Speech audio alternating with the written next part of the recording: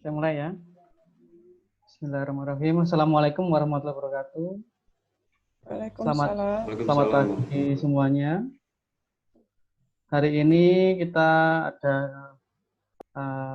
kuliah tamu kekinian ya, yang diselenggarakan oleh Fakultas Teknologi Informasi dan Industri, yang merupakan salah satu fakultas dari Institut Teknologi Telkom Surabaya. Kebetulan pada hari ini kebagian prodi Software Engineering ya, prodi Rekayasa Perangkat untuk mengundang narasumber. Jadi kita setiap prodi nanti akan mengadakan kuliah tamu. Kebetulan untuk minggu ini prodi RPL dapat 2 tamu untuk hari ini besok. Untuk hari ini tema kita adalah membangun startup digital di era millennials. Nanti kita undang narasumber yang memang berpraktisi di startup digital. Ada Mas Firman, nanti perkenalan lebih lanjut dengan beliau. Peserta kemarin sebanyak 100 lebih ya dari pendaftaran. Sudah kami kirim link Zoom-nya untuk bisa bergabung hari ini. Dan nanti kalaupun ada yang join di tengah juga nggak apa-apa, kita persilahkan. Ini sambil nanti bertambah terus ini pesertanya, sementara masih 26 ini nanti bertambah terus. Kuliah tamu ini juga merupakan pengganti mata kuliah dari ini ya, mata kuliah saya. Jadi ada mata kuliah desain dan perancangan perangkat lunak. Jadi nanti beberapa mahasiswa juga ada dari sini. Kemudian juga pesertanya umum. Jadi ada dari kalangan mahasiswa prodi yang lain, bahkan dari kampus yang lain juga ada. Kemudian dari profesional, termasuk ada dari ini ya, pegawai negeri sipil dan lembaga-lembaga negara seperti LIPI, ada perikanan juga ada.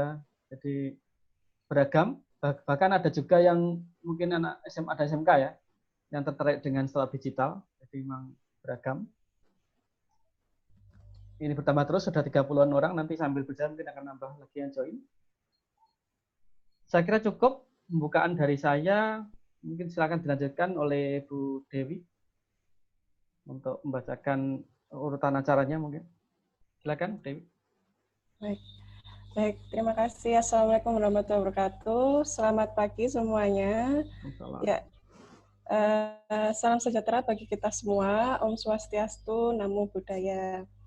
Yang terhormat, Dekan Fakultas Teknologi Informasi dan Industri yang diwakili oleh Ibu Wakil Dekan Fakultas Teknologi Informasi dan Industri, Ibu Khadijah Amiro selaku Wakil Dekan Fakultas Teknologi Informasi dan Industri.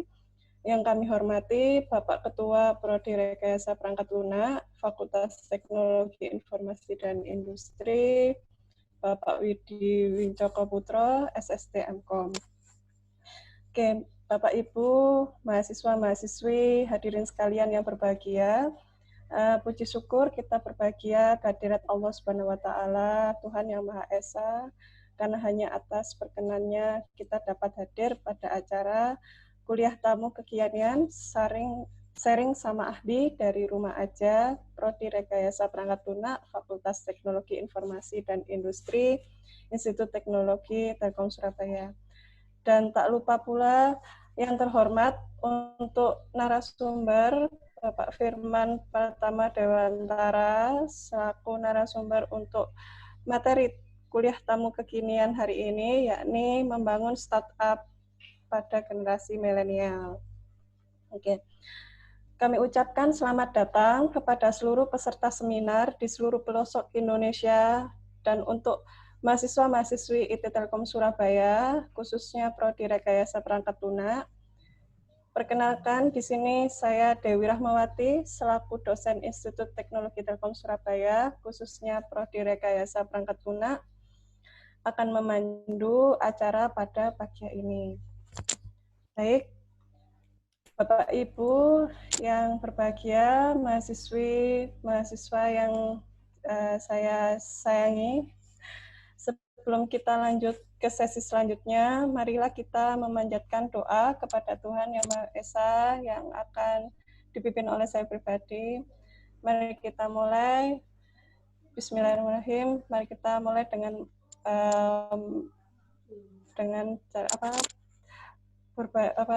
berdasarkan keyakinan masing-masing. Berdoa mulai. Bismillahirrahmanirrahim.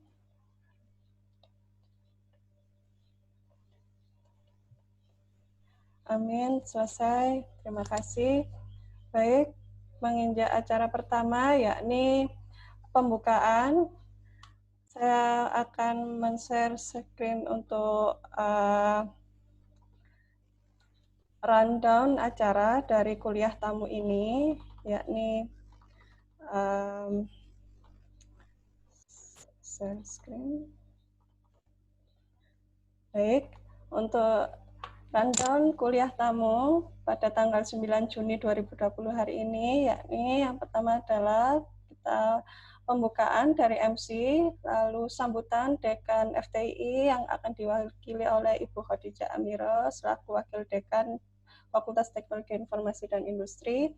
Yang ketiga adalah MC mengenalkan sekilas pemateri, lalu menginjak acara 4 yakni pemaparan materi yang disampaikan oleh Bapak Firman Pratama Dewantara.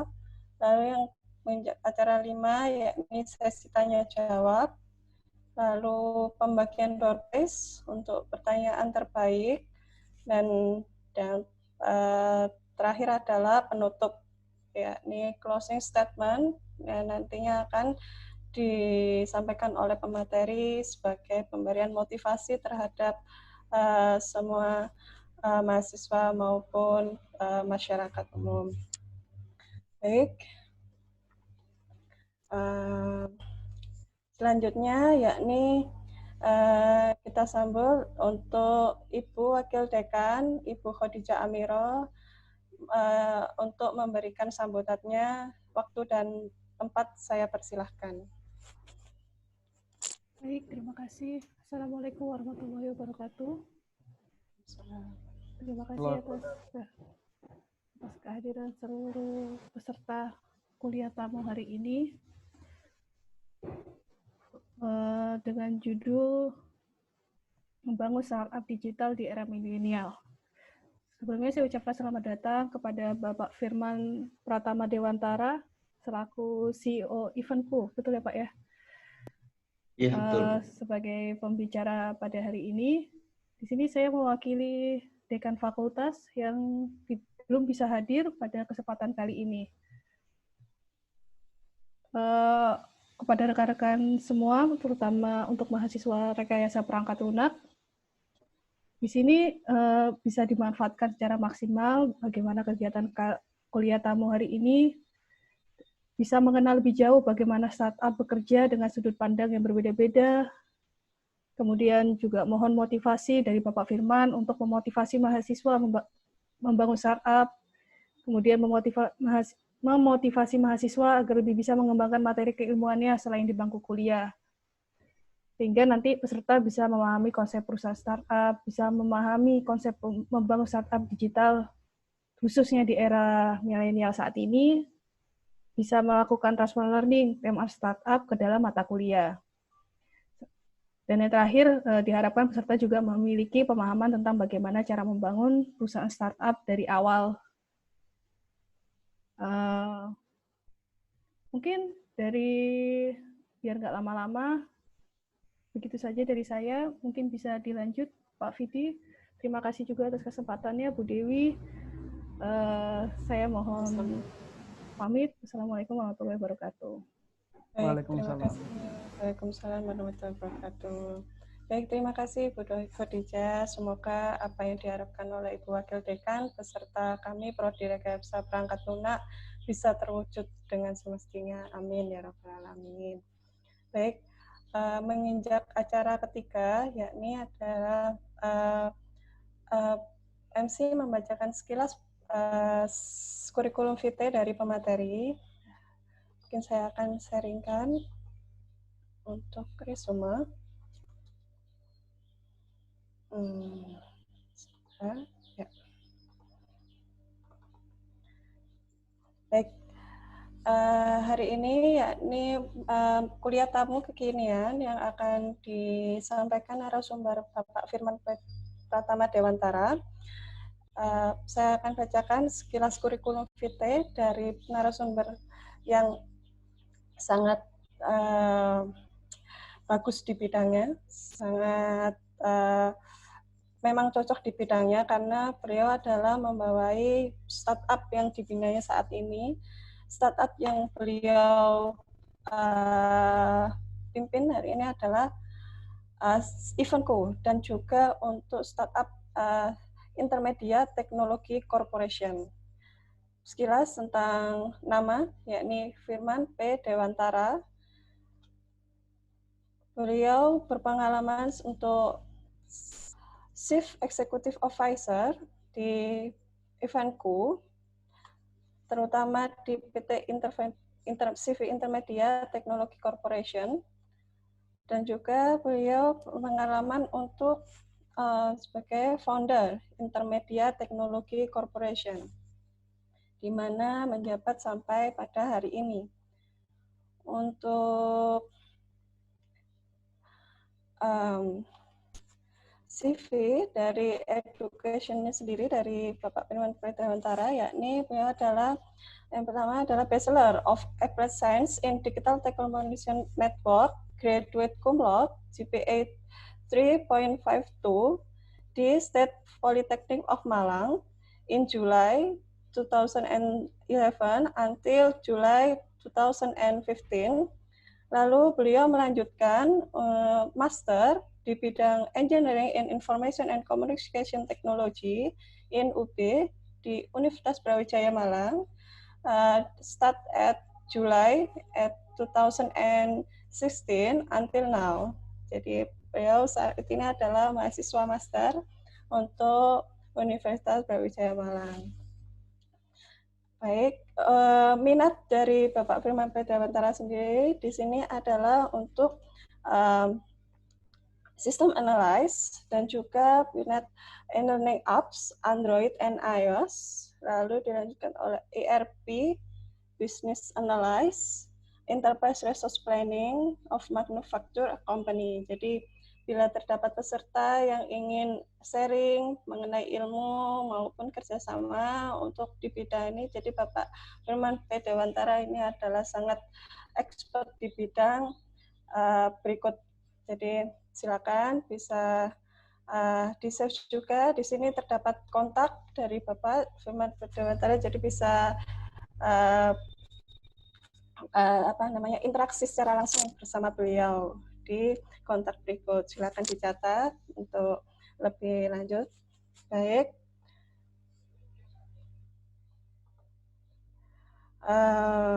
Sekian untuk pembacaan dari kurikulum vitae. Sekilas dari kurikulum vitae pemateri. Selanjutnya menginjak acara keempat, yakni pemaparan presentasi dari pemateri. Baik waktu dan tempat, kami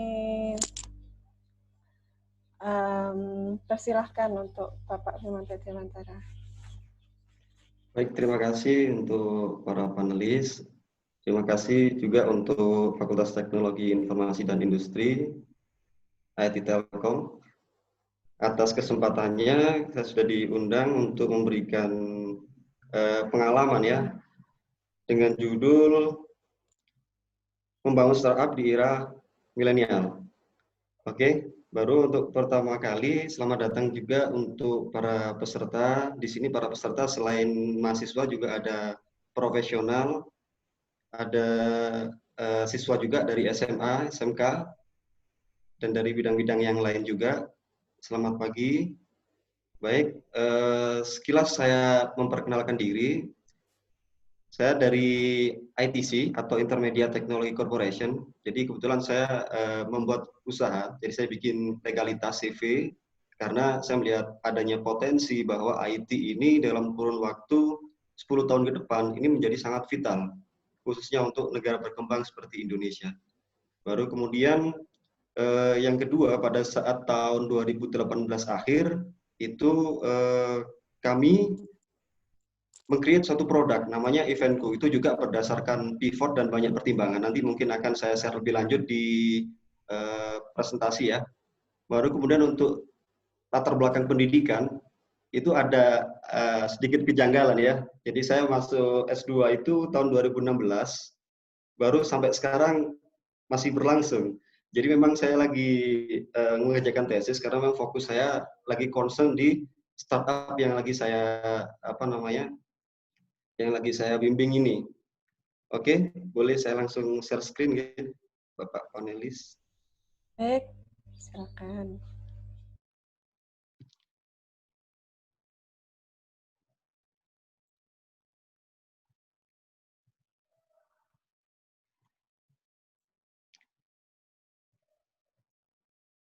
Sudah bisa terlihat belum? Sudah muncul? Sudah. Sudah.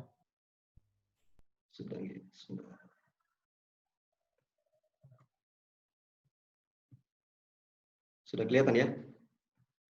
Sudah. Oke. Oke. Jadi topik kali ini yaitu membangun startup di era milenial. Baru kita harus sama-sama paham dulu ya, apa sih sebetulnya arti startup itu. Jadi sebelum saya lanjutkan, ini saya minta izin ke panelis.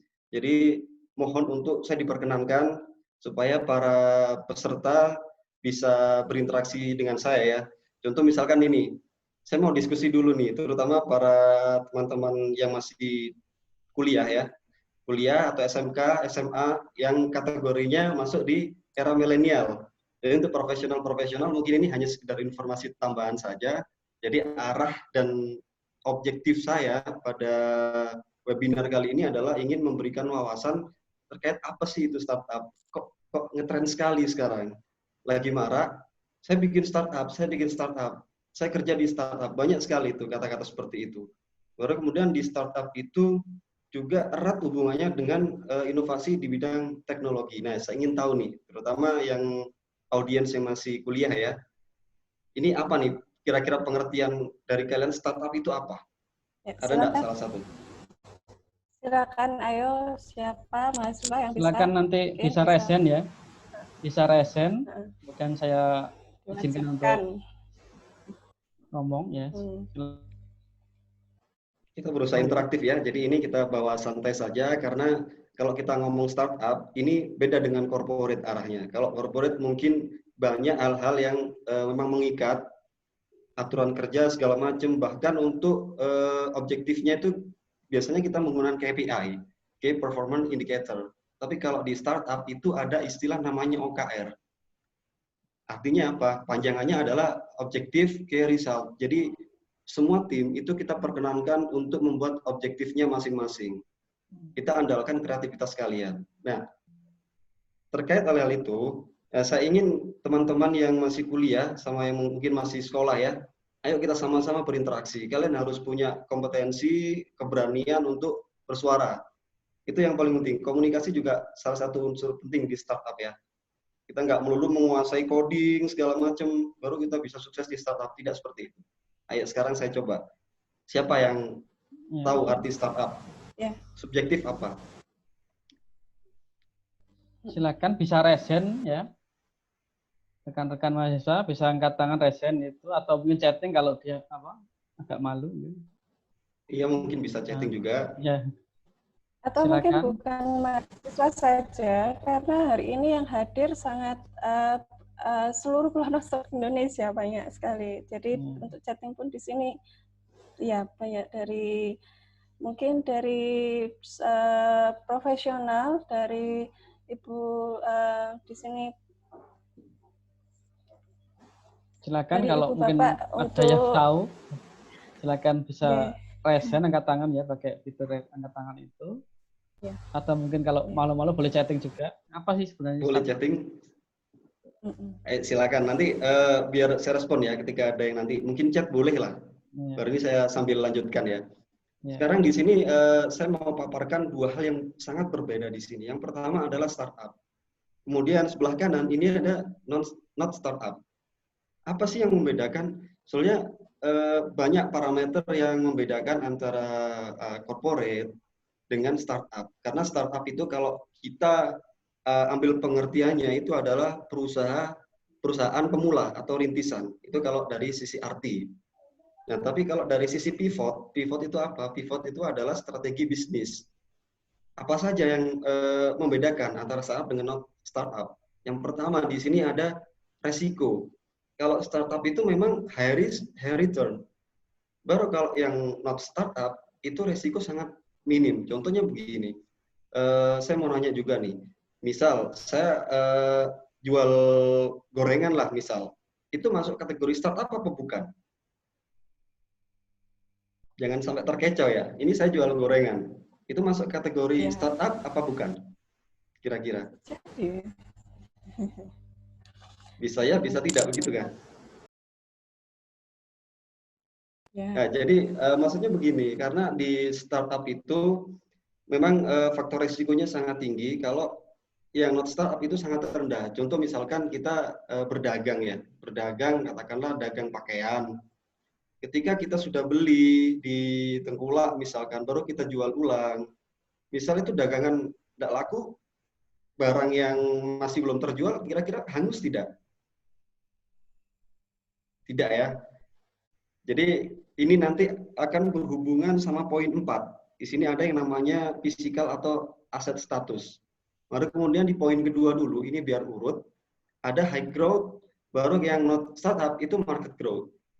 Kenapa? Kalau misalkan sekarang lagi ngetren nih, apa ya misalkan ya, kalau di kalangan mahasiswa nih apa ya yang lagi ngetren?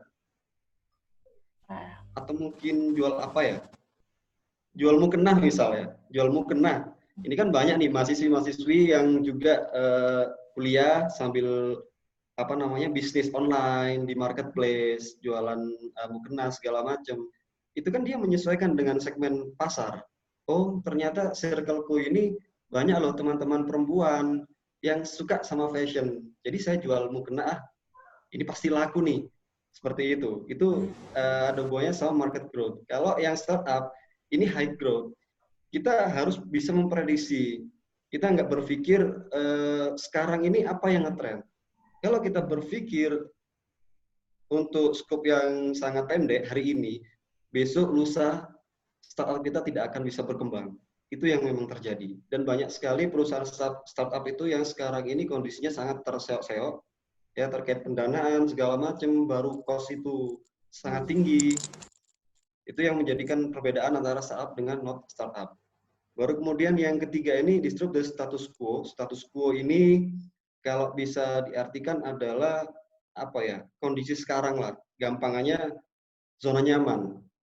Kalau not startup itu misalkan saya mau jualan makanan pokok misalkan atau apa ya, bahan pokok kayak beras, gula, segala macam. Itu zona nyaman sekali.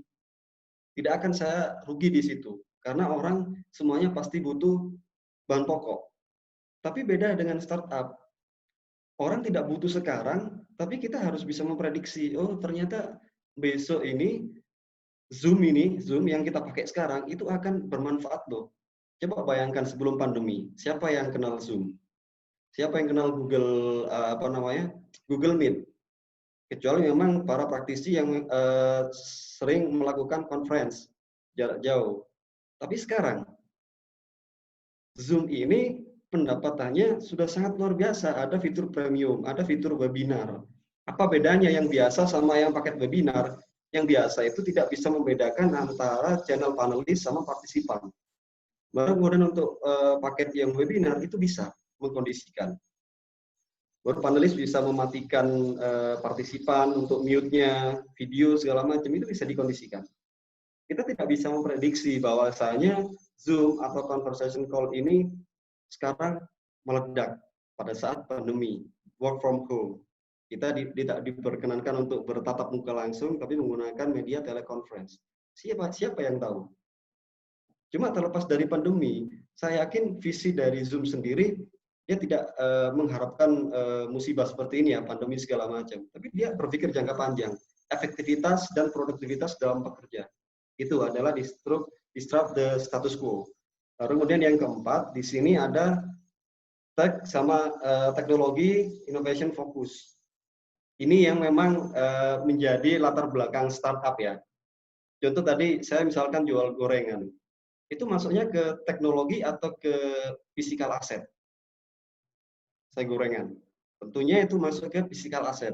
Tapi beda halnya, misalkan saya punya pola pikir, bagaimana sekiranya UMKM yang jual gorengan, ini dia bisa mendapatkan pendanaan dari orang-orang yang pendapatannya berlebih dan ingin mengembangkan berupa investasi.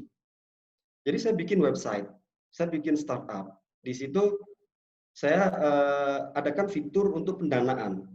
Pendanaan butuh modal sekian, baru untuk statusnya pendanaan sudah mencapai sekian. Atau mungkin kalau sudah terpenuhi pendanaan sudah selesai dan usaha sedang berlangsung. Baru nanti return of investment-nya kita bisa share. Kita bisa share ke para investor tadi.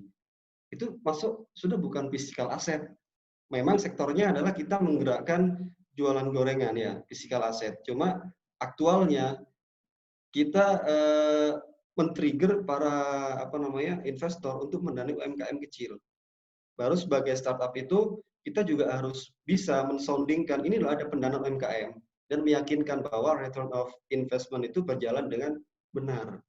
Itu yang susah kadang untuk dipikirkan sama kita. Lalu yang terakhir di sini ada yang namanya hard to copy. Susah untuk di-copy. Baru yang not startup, ini mudah sekali untuk di-copy. Contoh misalkan yang lagi marak sekarang adalah kedai kopi. Kedai kopi itu kira-kira mudah atau susah untuk kita copy? Bikin bisnis serupa. Saya harap partisipan bisa interaktif karena kalau kita ngomong startup itu harus dibawa enjoy. Harus santai gitu kan. Jadi kita ada interaksi biar Mohon izin. Enak nanti. Iya, Bu Dewi. Mohon izin untuk partisipan bisa ada di pesan, itu bisa ada interaktif di pesan. Jadi mereka banyak mengirim komentar di pesan. Silakan bisa. Jadi tadi untuk pengertian startup sendiri itu terdapat ini dari mahasiswa. Oh iya. Untuk saya bacakan mungkin dari Ibu Rita Taror memberikan pengertian startup adalah usaha yang baru dimulai dirintis. Lalu dari Sulaiman pengertian contoh startup distro mungkin bisa terima kasih, mohon maaf. Iya, terima kasih. Ini sudah saya cek ini ada. Baru untuk yang terakhir ini hard to copy. Ini kalau misal kita ngomong Bukalapak lah. Bukalapak itu mudah atau susah untuk di-copy? Baru kan kita tahu sekarang ada Shopee, ada Tokopedia, ada Blibli, dan lain sebagainya. Kira-kira itu masuk ke kategori mudah di-copy atau tidak? Tadi ada komparasi ya, antara bisnis kedai kopi yang masuk not startup sama hard to copy. Marketplace, yang sekarang lagi marak, ada Shopee. Pasti ibu-ibu ini sering belanja juga kan online di Shopee. Itu kenapa kira-kira kok ibu-ibu itu selalu mengarah ke Shopee? Kenapa nggak di Bukalapak? Jadi itulah yang dimaksud hard to copy itu kita harus pintar-pintar memikirkan pivot. Kalau misalkan Bukalapak itu kemarin saya sempat ikut kelasnya Ahmad Zaki, ya beliau berbicara bahwa Bukalapak ini memang segmentasinya bukan ke ibu-ibu pada awalnya. Segmentasinya adalah berdasarkan hobi, misalkan sepeda segala macam. Beliau bercerita seperti itu. Baru isi itu kopi itu kita mau bikin kedai kopi apa susahnya gitu loh. Misalkan saya punya pendanaan dengan dana yang sama, misalkan 10.000 gitu kan. Dia bikin usaha 10.000. Oh, saya juga punya dana 10.000. Ternyata dia loh tinggal sewa ruko, baru beli aset segala macam, baru jualan. Nah, itu yang dimaksud perbedaan antara hard copy sama easy to copy. Itu yang terjadi memang di startup ya. Baru ini yang selanjutnya, startup financial cycle. Ini yang sangat mengerikan kalau di dunia startup ya.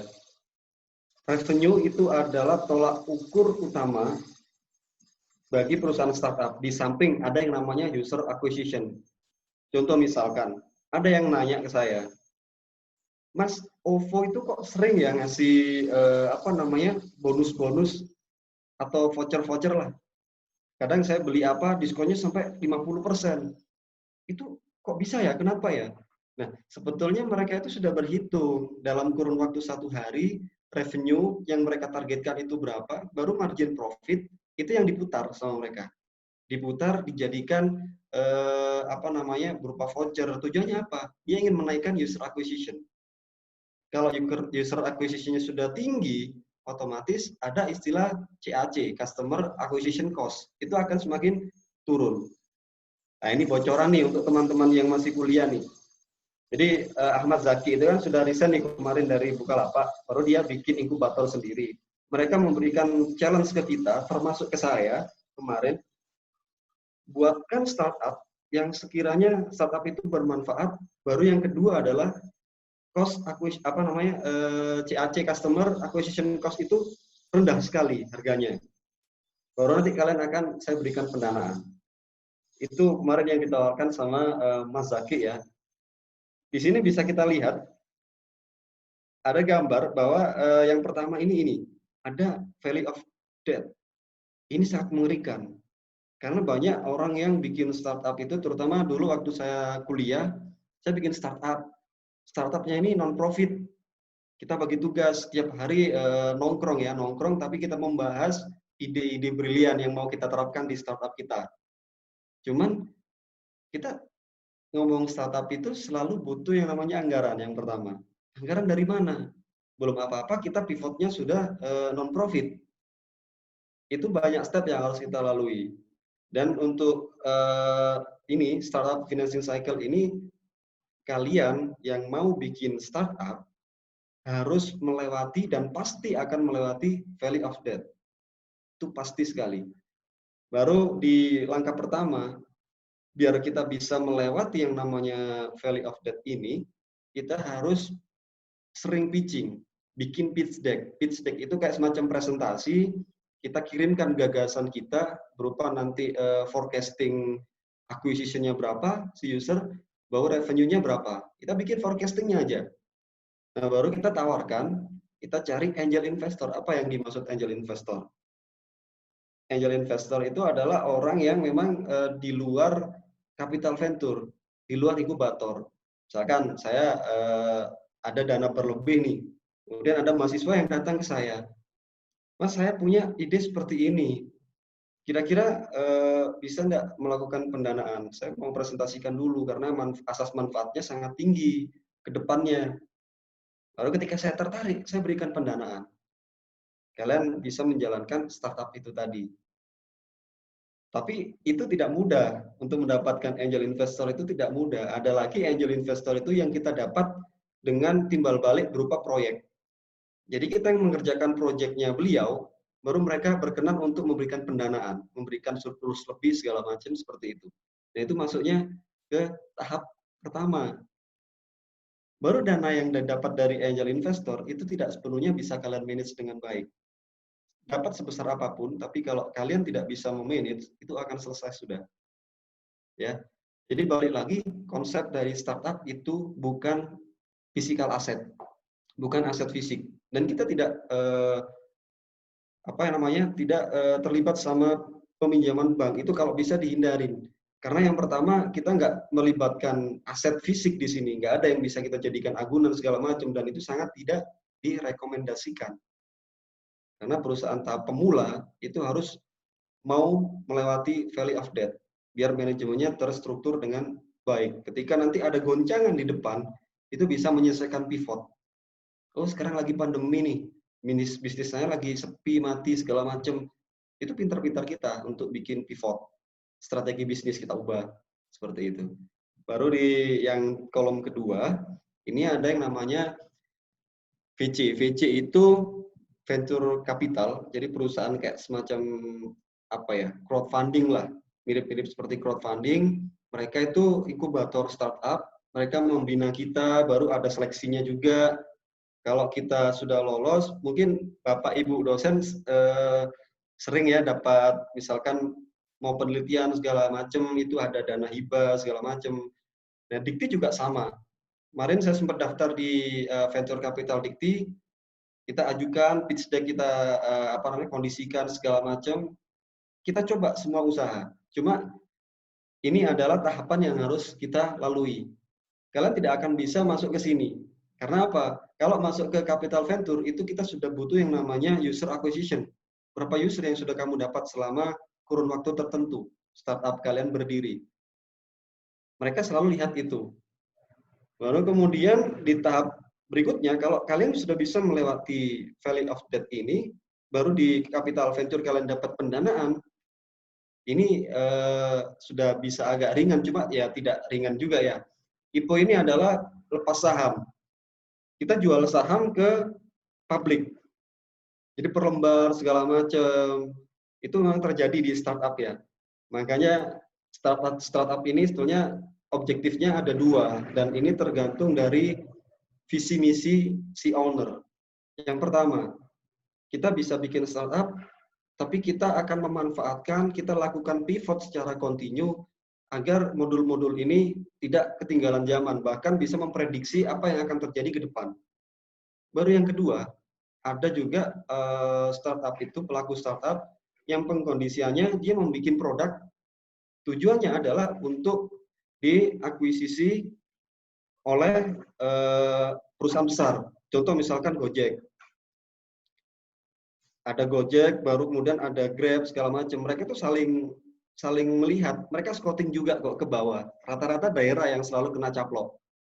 Contoh kemarin di akhir tahun, awal tahun 2019 ya, saya baca berita di Tech in Asia. Itu portal berita yang sangat bagus. Jadi kalian harus sering-sering baca juga kalau ingin berkecimpung di dunia startup. Baru yang di tahun 2019 awal itu ada produk yang namanya Moka Post. Ini sudah nggak asing nih untuk kalian.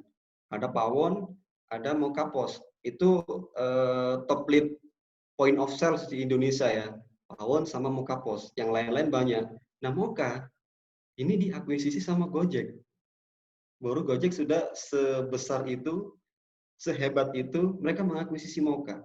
Apa tujuannya? Mungkin salah satunya ya, ini menurut hipotesa kita, teman-teman atau komunitas startup, mereka itu mau mengintegrasikan payment-nya. Jadi ketika ada orang mau pesan Gojek ya, dia datang ke merchant, pembayarannya baru pakai Moka. Baru nanti data yang pemesanan via Gojek itu dicatat sendiri terpisah. Nah sekarang dengan akuisisi Moka, Gojek bisa berbuat apa aja. Ada lagi Loket. Loket itu tiket management system yang hampir sama dengan Eventco. Hampir sama, mirip sekali.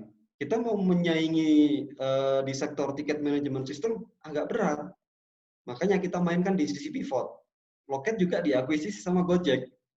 Baru ketika kita tawarkan produk Eventco, itu kompetitor sudah melakukan banyak hal lebih duluan karena disokong sama perusahaan besar sekelas Gojek. Makanya sekarang ada fitur Gotik di Gojek itu. Itu adalah produknya Loket sebetulnya. Baru setelah diakuisisi, mereka mengintegrasikan di aplikasi Gojeknya itu. Itu yang terjadi. Ada dua tujuan. Kita mau bikin startup untuk jangka panjang, kita akan kembangkan terus, atau kita bikin modul brilian yang nantinya tujuannya untuk diakuisisi oleh perusahaan besar. Itu.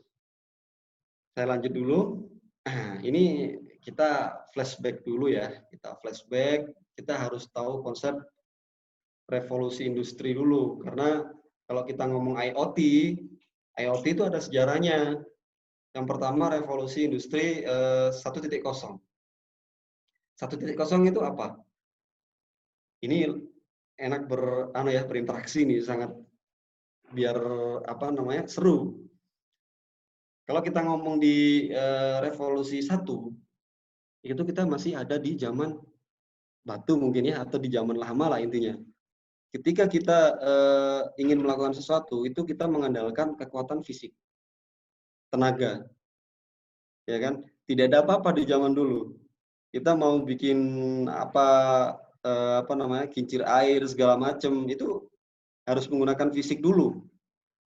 Baru geser, ada penemuan-penemuan kecil dari orang-orang lama itu. Ketika dia bikin kincir air, ini ada konsep kincir air ini ternyata menimbulkan efek induksi segala macam. Baru perputaran yang kontinu ini menghasilkan tenaga yang lain gitu loh. Masuklah itu di revolusi industri kedua apa? Kalau yang pertama itu tenaga manusia, di revolusi kedua apa? Parameter yang berkembang di situ. Apa yang ditemukan di revolusi tahap 2? Karena di tahap awal ini kita benar-benar mengandalkan sumber daya alam dan tenaga manusia. Contoh ini ya, ini ada kereta uap segala macam. Kita belum menemukan listrik intinya. Jadi di revolusi 1 itu kita belum menemukan yang namanya listrik. Baru apa manfaat listrik? Manfaat listrik itu yang jadi ujung tombak dengan adanya listrik, kita bisa menghemat waktu. Itu kata kuncinya, menghemat waktu. Apapun yang bisa kita lakukan dengan listrik itu pekerjaan kita akan semakin ringan. Apapun itu, misalkan kita kalau gerah gitu kan, biasanya kan pakai kipas, ya kan, pakai manual, pakai tangan. Baru dengan adanya listrik, kita putar, kita pakai dinamo.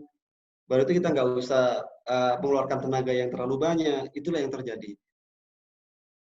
Jadi penemuan listrik itu ada di revolusi 2.0. Kemudian revolusi titik 3 itu ini ada, kalau kita lihat gambar, ini ada gambar apa ya? Katrol atau apa? Ini kira-kira apa? Kalau yang pertama tadi sumber daya alam dan tenaga, yang kedua adalah listrik untuk menghemat waktu, di tahap 3 ini apa? Boleh chatting? Saya penasaran nih, mahasiswa sekarang nih, apa namanya, kalau pikirnya kira-kira seperti apa nih? Apa di revolusi tahap 3 apa kira-kira yang berkembang? Ayo silakan yang mau chatting atau mungkin resen ya boleh. Nanti saya izinkan untuk ngomong. Silakan. Itu ada yang jawab itu. Ini ada yang jawab mekanik ya? Iya, mekanik. Robotik. Robotik. Apalagi asik ini. Ada mekanik, robotik. Memang ini gambarnya katrol ya, mesin mekanik, mekatronik, robotik. Apalagi kira-kira? Hampir mendekati. Ayo, siapa yang bisa? Sudah mendekati nih. Ya. Ayo, apalagi kira-kira?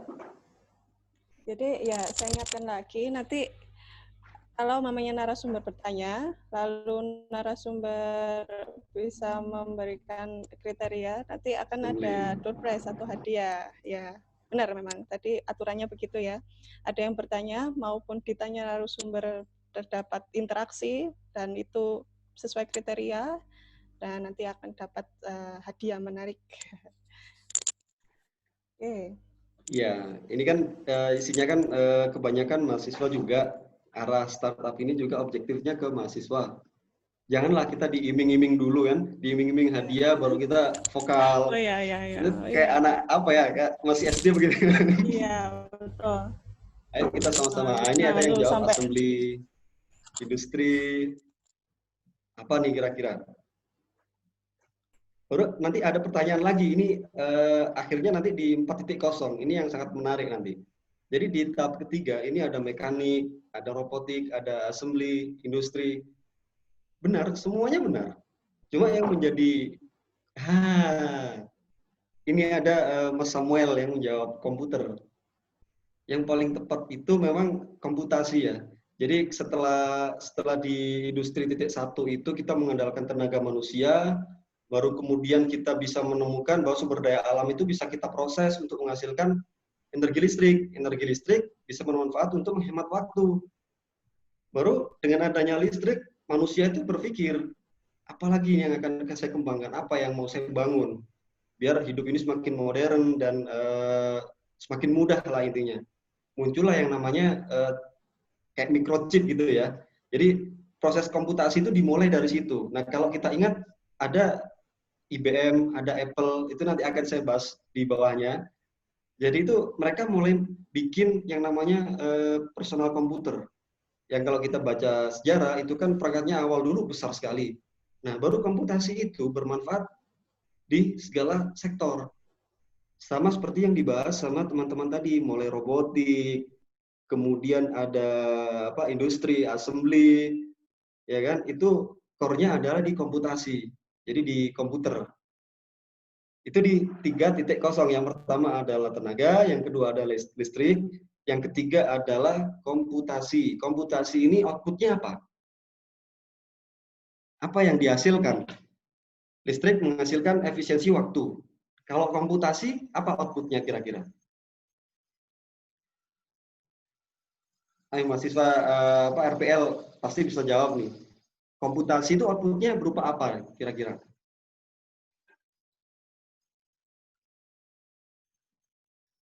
Boleh di chat. Otomasi dalam pengoperasian ini yang tadi ya, otomasi dalam pengoperasian ini salah satu juga variabelnya.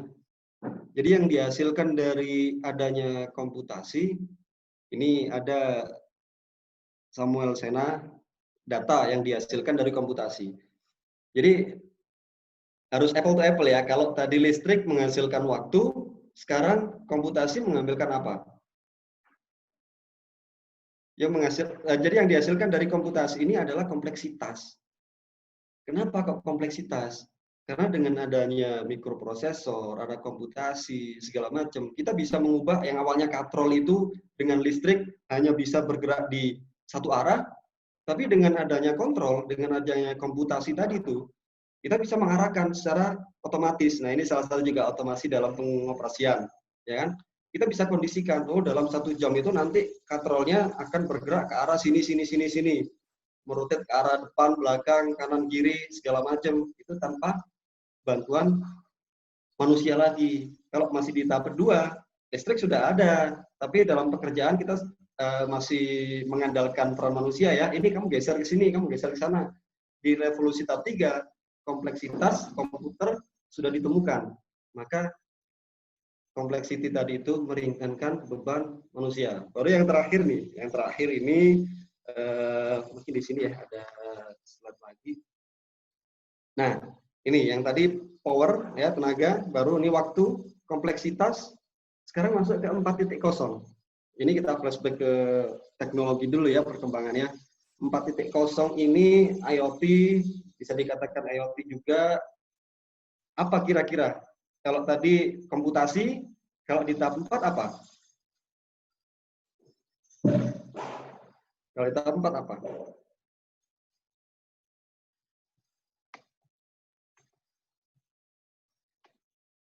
Jadi kalau kita bisa memprediksi ini ke depan, kita bisa inovasi dengan leluasa ya, contoh complexity. Baru di keempat ini, intinya adalah penginderaan. Apa yang dimaksud penginderaan? Penginderaan itu adalah, yaitu tadi, output dari IoT adalah penginderaan. Penginderaan ini ya asal-muasalnya dari panca indera ini kan. Yang dulunya kita tidak bisa bertatap muka dengan orang yang jaraknya jauh, kita tidak bisa mendengarkan suara dari jarak jauh, kita tidak bisa melakukan apapun kalau jaraknya jauh. Pokoknya segala macam yang terbatas, sekarang ini di industri 4.0 itu sangat mungkin untuk kita lakukan. Banyak sudah contohnya. Telepon, telekonferensi yang kita lakukan saat ini, baru untuk pemesanan kalau kita lapar, ya kan? Kita di pelosok misalkan, nah, misalkan itu ada jangkauan ya, kita bisa pesan, bisa pakai Gojek atau Grab dan lain-lain lah. Itu menggunakan teknologi apa? IoT. Baru yang sangat vital di sini pengaruhnya adalah ya di bidang telekomunikasi dan diintegrasikan dengan rekayasa perangkat lunak. Itu yang terjadi di 4.0. Jadi itu ya sekilas kita review dulu, kita flashback tentang revolusi industri. Kita harus tahu sebelum kita masuk ke dunia startup, kita harus tahu sejarahnya dulu lah. Baru di sini ada logo HP, ada WiFi-nya, yaitu memang penginderaan. Kita bisa melakukan telekonferensi, telekomunikasi atau apapun menggunakan jaringan wireless. Oke, baru untuk selanjutnya di sini, nah ini ada pertarungan perusahaan-perusahaan besar. Ini bisa kalian lihat di film ya kan, di berita. Ini sangat menarik karena rata-rata yang mendistribusi startup itu ini, ada produk performance sama waktu. Ada IBM sama Apple. Ini masalah inovasi. Ada beberapa perusahaan ini yang kalah karena inovasinya kurang segala macam, atau dari pivotnya pangsa pasar. Mereka selalu bertengkar di sisi situ. Kalau nggak pivot, teknologi, kemudian masalah waktu sih. Dia bisa update terus apa enggak. Ada Nokia sama iPhone.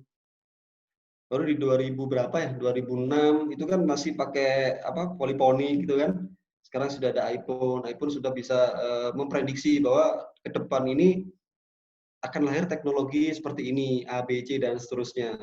Dia integrasikan itu di perangkat iPhone. Yahoo, Facebook, Google. Kenapa kok sekarang Yahoo kurang terkenal? Terus sekarang Google yang lagi booming. Ada juga Uber. Nah, di sini ada offline mall sama marketplace. Nah, marketplace ini kan sekarang katanya startup susah untuk di-copy, tapi kok marketplace ini sekarang banyak. Maksudnya yang susah di-copy itu tadi adalah pivotnya yang susah. Semua bisa membuat produk yang sama, plug itu bisa, sama persis.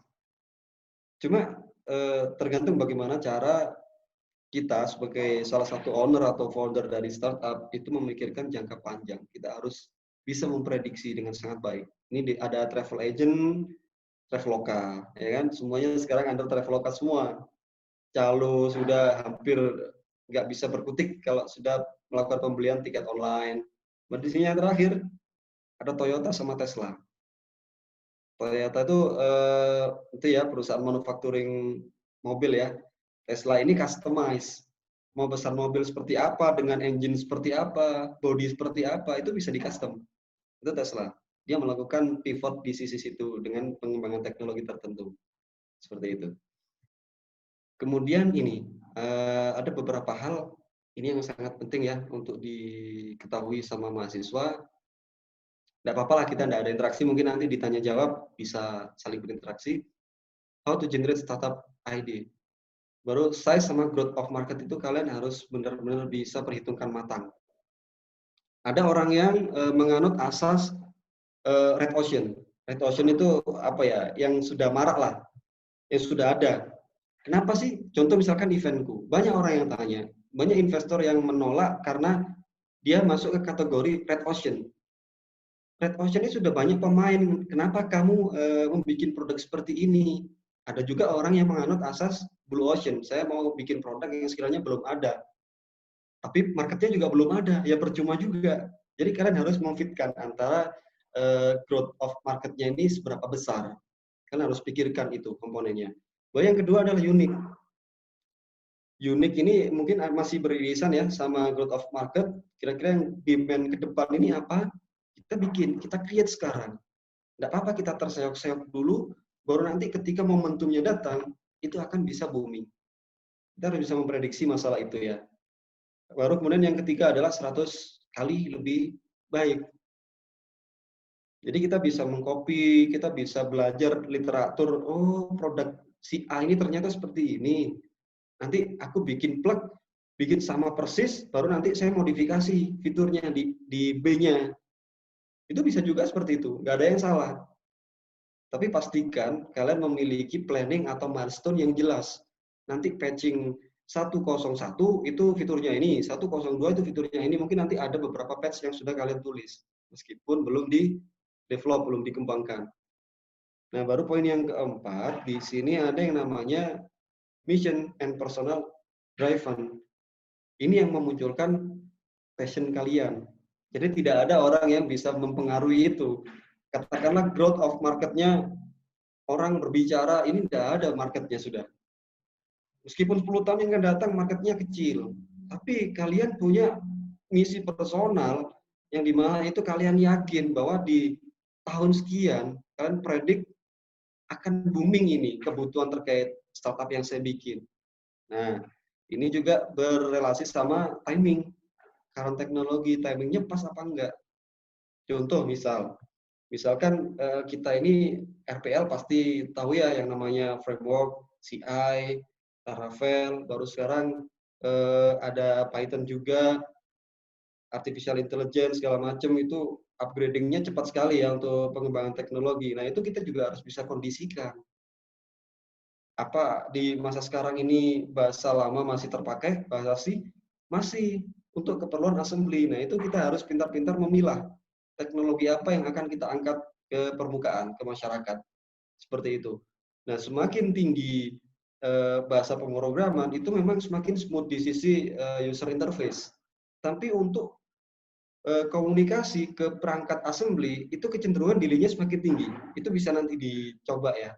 Atau mungkin bisa sharing untuk Bapak Ibu profesional, praktisi juga bisa sharing nanti kita. Baru yang selanjutnya di situ ada authentic, original. Ini yang menganut asas Blue Ocean tadi itu. Ada Red Ocean, ada Blue Ocean. Kalau saya lebih condong ke Red Ocean, tapi saya harus memiliki pivot yang jelas. Contoh misalkan sekarang ini kalau di Jawa ya, itu makanan pecel itu kan siapa sih yang nggak tahu? Pasti tahu kan? Terus saya mau bisnis pecel, masa nggak boleh? Boleh toh. Jadi saya akan bisnis pecel, tapi pengkondisiannya yang beda, pivotnya yang beda. Saya mau jualan pecel, tapi tempatnya itu kayak di semacam apa ya? Apa ya, Bapak Ibu? Kayak penco itu apa ya bahasa anunya ya? Apa ya, Bu Dewi? Bungkus Yang daun dari pisang. bambu itu kan? Yang dari bisa dari daun pisang, bisa dari bambu juga. Baru kemudian di atasnya itu saya kasih kayak semacam sayur mayur gitu kan. Itu yang menjadi khas saya. Dan itu yang akan saya jual ke masyarakat. Ini saya jual pecel, tapi kondisinya seperti ini.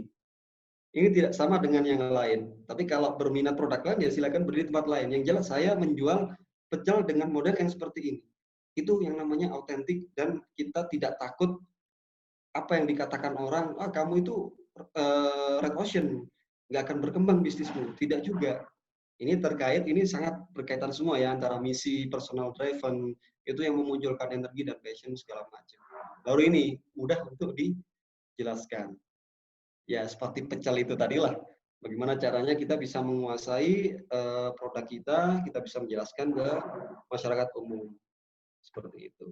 Nah, ini ada tambahan berupa produk market fit, indikatornya ada mulut ke mulut ya, kita buat viral, baru kalau sudah viral, otomatis orang yang nggak berminat itu kadang penasaran. Dengan penasaran saja dia menstimulus atau men-trigger untuk melakukan pembelian. Ya, transaksi terjadi di situ.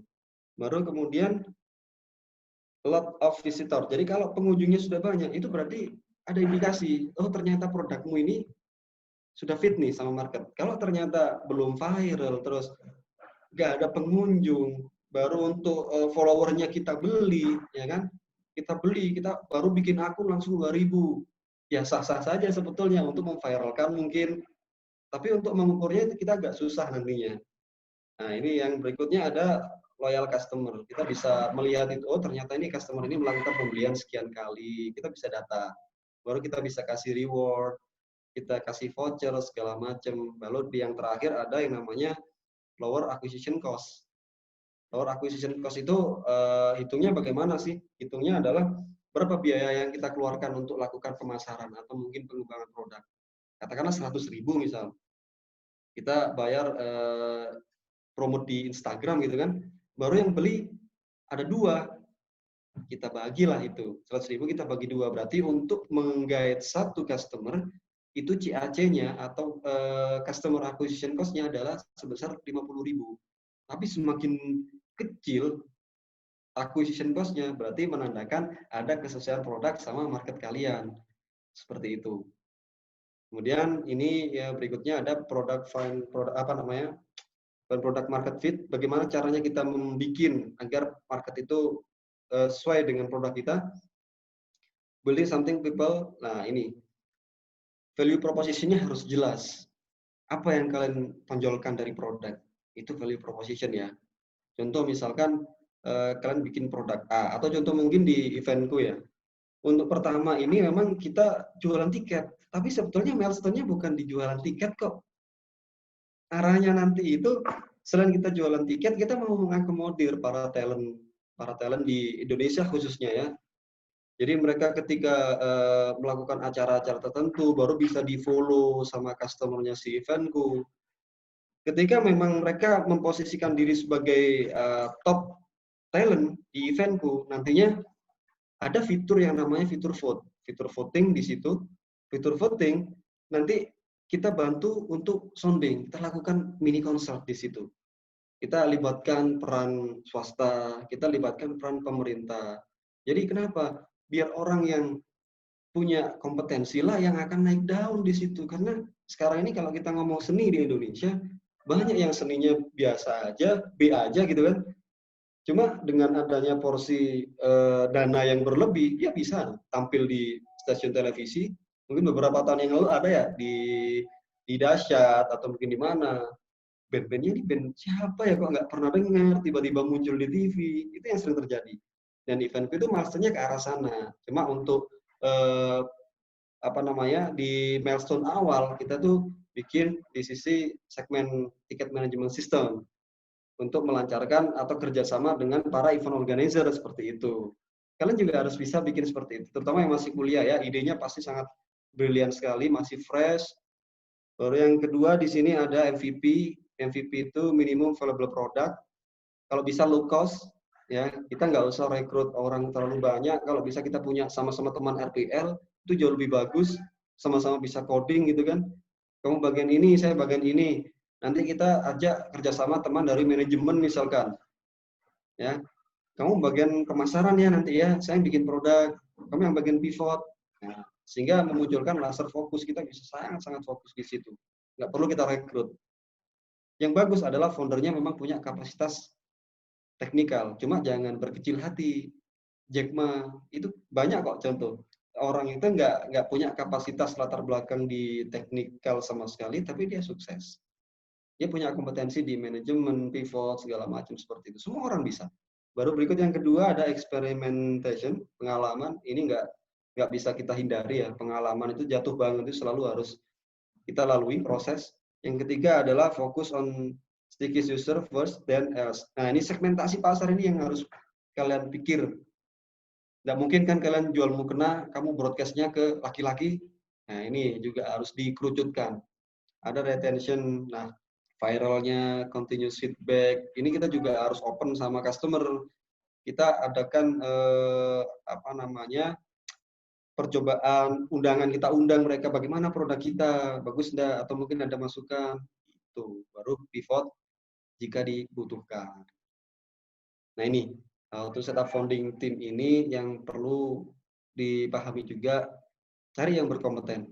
Jangan asal dekat. Saya punya sahabat nih, sahabat saya aku aja gabung di startup, nanti dia handle ini. Jangan seperti itu, jangan asal. Itu terjadi memang di startup yang kemarin tempat saya kerja itu terjadi seperti itu. Cari yang kompeten. Minimal 2 atau 3 orang lah. Itu sebagai founder dan co-founder sudah cukup. Terlalu banyak itu tidak akan bagus untuk startup. Baru kecuali kalau sudah mendapatkan funding, mendapatkan pendanaan, silakan kalian gemukkan perusahaan, tapi dengan perhitungan yang matang. Sebelum kalian dapat angel investor, jangan lakukan penggajian ke karyawan. Itu resikonya sangat tinggi. Kemudian ini ada chemistry, ada stock option, 2 atau 3 founder, ideal sekali. Founder adalah pekerja keras, eksekutor. Nggak hanya ada yang satu orang, saya planning aja ya nanti ya, kamu yang eksekusi. Pokok pivot apa kata saya, itu nggak bisa juga seperti itu. Semuanya harus bertipikal eksekutor. Begitu, eksekutor yang multidisiplin lah ilmunya, dia bisa manajemen juga, bisa sebagai eksekutor juga. Nah ini how to raise fund, get number metric, ini mungkin bisa kalian baca, mungkin bisa lebih intens kalau kita tanya jawab ya. Kalau saya baca ini kayaknya agak boring, karena startup itu harusnya kayak seperti ini nih. Ini kayak corporate banget. Gitu ya. Baru di mistake and pitfall ini kesalahan-kesalahan mendasar. Nggak ada pasar tapi dipaksakan. Nah, founding team fighting ini yang sering terjadi, ada gesekan segala macam, ada selisih pendapat. Itu yang bikin kacau, overspending. Belum waktunya beli komputer, beli PC, dianggarkan untuk beli PC. Belum waktunya sewa kantor, udah digunakan untuk sewa kantor. Itu kalau bisa kalian save dulu lah. loss fokus. Nah, ini bad business model, no revenue. Nah, seperti itu. Mungkin bisa saya kembalikan ke panelis, jadi biar mahasiswa ada interaksi ya nanti. Biar objektifnya dapat kita. Mungkin dari saya itu dulu. Saya kembalikan ke panelis. Terima kasih. Ya, baik. Terima kasih Pak Firman sementara. Oke. Baik. Dari sesi pemateri memberikan materi sudah selesai. Untuk menginjak materi selanjutnya ya, kita langsung saja, yakni sebentar.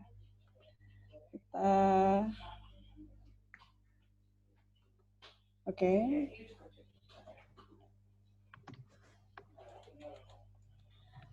Untuk selanjutnya ya, ini sesi tanya jawab, di mana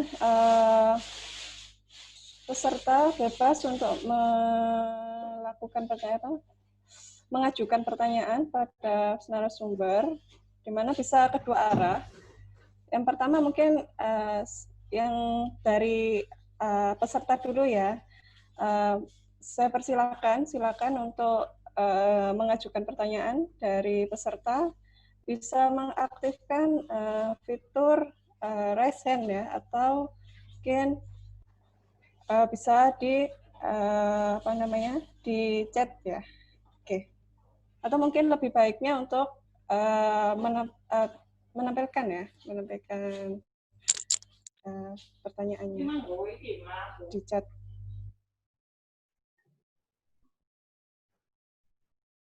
Ya, nanti pertanyaannya bisa disampaikan langsung ya. Kalau ingin menyampaikan langsung bisa raise hand. Nanti bisa kita allow di sini untuk bisa langsung bertanya dengan narasumber. Mungkin kalau masih malu atau nggak bisa nyambung mic-nya, nanti bisa lewat chat di sini. Atau lewat Q&A juga bisa. Ada fitur Q&A bisa, nanti kita bacakan pertanyaannya. Boleh. Kemudian nanti ada door prize ya. Jadi bisa jadi ada pertanyaan terbaik, nanti bisa dapat door prize. Kemudian ada juga nanti kalau ada pertanyaan dari narasumber, ada yang bisa menjawab dengan tepat, dapat door prize juga. Jadi nanti door prize-nya berupa ini ya, saldo link aja atau pulsa ya. Nanti yang terpilih akan saya kirim saldo atau pulsa. Silakan untuk peserta untuk menyampaikan pertanyaannya.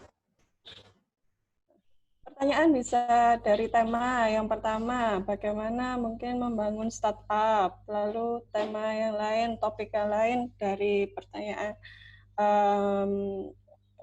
Umpama sudah punya usaha, lalu ingin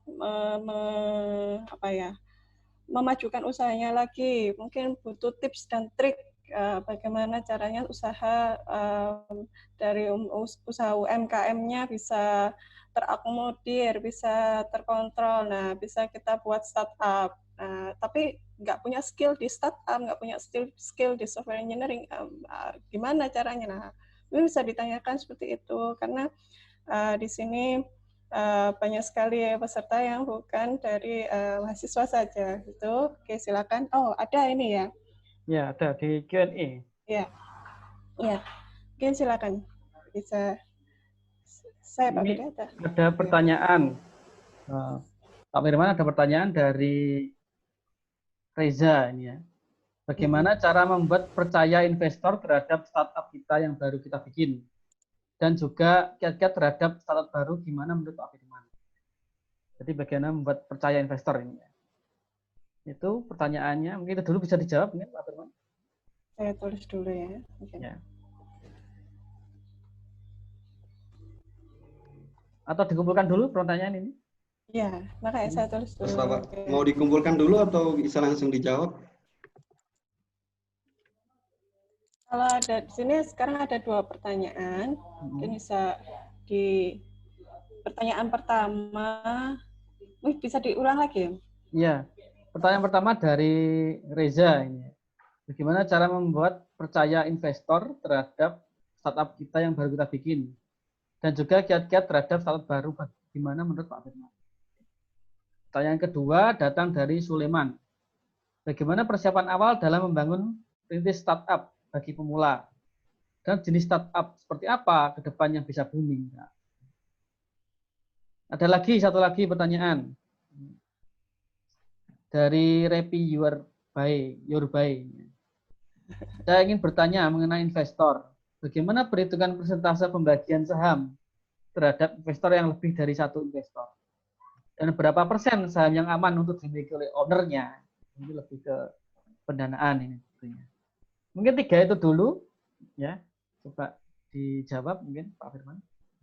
Oke, baik. Yang pertama di sini bagaimana cara membuat percaya investor. Nah, sebelumnya Reza ini, mohon maaf Pak, Reza ini mahasiswa atau profesional atau bagaimana? Jadi biar tepat nanti. Sepertinya mahasiswa ini.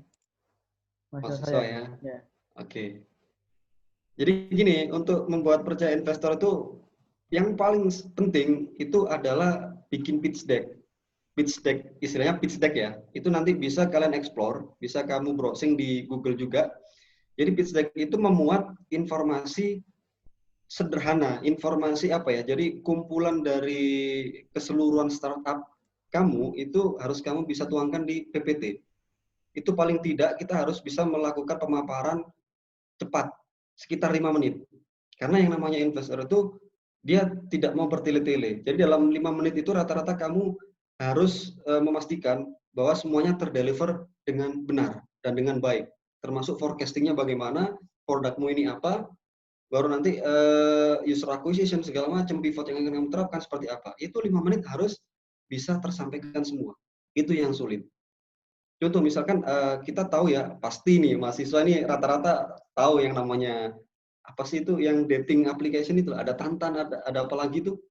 Ada Tantan, ada apa itu satunya ya? Lupa. Oh iya, ada Tinder. Ada Tinder. Itu mereka juga lakukan pendanaan loh. Meskipun aplikasi dating seperti itu mereka melakukan pendanaan. Dia melakukan pitch deck. Bagaimana caranya orang yang malu ya ketika mau kenalan dengan seseorang itu bisa mudah lewat swipe kanan kalau cocok, swipe kiri kalau tidak cocok, dan itu sangat sederhana. Itu kita tiru caranya ya. Kalau untuk konsep segala macam mungkin bisa kalian explore sendiri nantinya. Apa produk yang kira-kira fit yang bisa kamu sampaikan dengan sangat jelas. Makanya easy to explain tadi itu. Mudah untuk dijelaskan. Termasuk untuk eventku ini juga agak-agak susah. Ini masih saya kembangkan untuk bagaimana caranya dalam 5 menit semua milestone yang panjang tadi itu bisa diterima sama investor. Baru lampiran-lampirannya itu yang tidak kalah penting. Jadi ketika dalam 5 menit kamu bisa memaparkan dengan baik, itu biasanya mereka antusias. Kalau ini bagaimana? Kalau ini bagaimana? Mana sih produkmu? Mana sih? Dia kan selalu munculkan pertanyaan-pertanyaan itu. Dan terutama untuk teman-teman yang non-IT, itu jangan khawatir ya. Apalagi yang IT. IT di sini banyak sebetulnya untuk mata kuliah. Kemarin saya juga di-share sama Bu Dewi mata kuliahnya apa saja. Baru soalnya yang lagi in sekarang itu, ini sambil saya cerita juga, karena Reza juga mahasiswa, adalah sistem analis. Ini yang sangat dicari. Baru yang kedua bisnis analis, yang ketiga adalah developer, DevOps, segala macam. UI UX itu sekarang lagi in juga. UI UX ya, UI UX designer itu sangat-sangat dibutuhkan. Karena apa? Meskipun kita tidak punya produk, kita tidak bisa coding, tapi kita punya kapasitas untuk melakukan desain. Itu kita bisa loh melakukan pitching ke investor, tapi masukkan ke lampiran ya, jangan dimasukkan ke PowerPoint. PowerPoint itu hanya poin-poin yang bikin investor itu tertarik sama produk yang kita ajukan. Ini saya mau tunjukkan Pak Vidi, saya boleh share screen lagi ya? Ya, silakan. Jadi ini kayak sudah muncul. Ini sudah muncul ya di layar ya, kayak semacam mock-up begitu ya. Sudah. Nah, jadi kita itu harus bikin yang namanya wireframe dulu lah. Wireframe ini nanti arahnya kemana, ya. Meskipun kita nggak punya kapasitas untuk coding segala macam, paling tidak kita punya kapasitas desain, bikin prototype itu sudah cukup kok, lebih dari cukup. Baru ini kita masuk ke desain sistemnya seperti apa. Nah, kemudian ini ada beberapa tampilan juga. Ini mockup. Bedanya sama wireframe apa? Kalau produk ini, Kalau produk ini dia sudah ada pewarnaan, kalau wireframe ini masih hitam putih. Jadi dia cuma menceritakan konsepnya aja. Baru kemudian di sini ada pertanyaan apa lagi? Di Q&A. Jadi itu ya, Reza ya. Jadi yang paling penting itu ada di pitch deck. Jangan khawatir terkait lampiran-lampiran. Ada keuangan juga, kadang juga perlu kita lampirkan. Kamu sudah running berapa lama? Usernya sudah berapa banyak, itu sih biasanya. Ya. Itu Reza ya. Mungkin ini ada yang angkat tangan ini, bisa mungkin langsung bertanya mungkin ya, Pak Firman. Ini dulu mungkin yang angkat tangan. Iya. Oh ya. Oke, silakan. Ini Yori, tampaknya juga mahasiswa. Halo, Yori, silakan.